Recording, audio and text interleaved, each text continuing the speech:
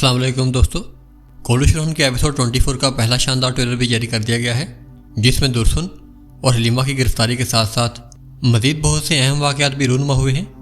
तो दोस्तों, हमेशा की तरह हम इस ट्रेलर का उर्दू तर्जुमा आपके सामने पेश करेंगे और आपको आगाह करेंगे कि इसमें मज़ीद क्या वाक़यात रूनुमा हुए हैं। तो चलिए वीडियो का आगाज़ करते हैं।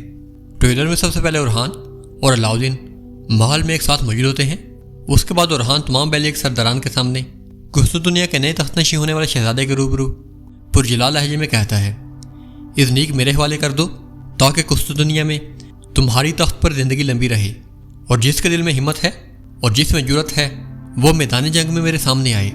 ये कहकर वो वहाँ से चला जाता है और शहंशाह मुस्कुराने लगता है।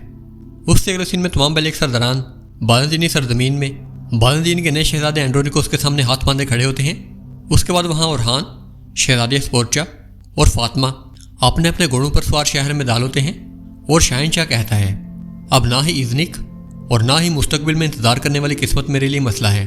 उरहान तबाह होगा, फिर चाहे पूरी दुनिया ही तबाह क्यों ना हो जाए। उससे अगले सीन में मलहून खातून और नीलोफर खातून एक साथ मौजूद होती हैं और मलहून खातून नीलोफर से मुखातिब होकर कहती हैं, तुम ये सज़ा अपने इंसाफ के लिए नहीं चाहती बल्कि अपनी ज़ाती ज़िद और लालच की वजह से चाहती हो। उससे अगले सीन में स्पोर्चा खातून की आंखों से आंसू जारी होते हैं और वो टूटे हुए लहजे में कहती है, आहर मुझसे ऐसी कौन सी खता हो गई है।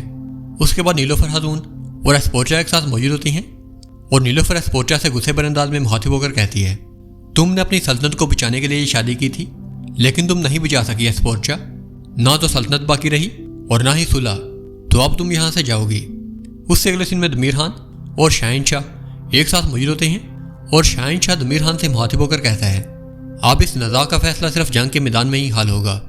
दमीर खान जवाब देते हुए कहता है, अगर ऐसा है तो इन दोनों को तुमसे कोई नहीं छीन सकता।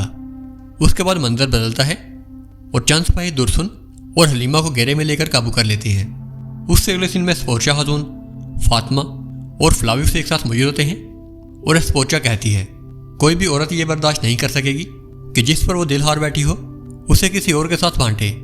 फ्लाविफ तजस्सुस में पूछता है, लेकिन ये तो एक सियासी शादी थी।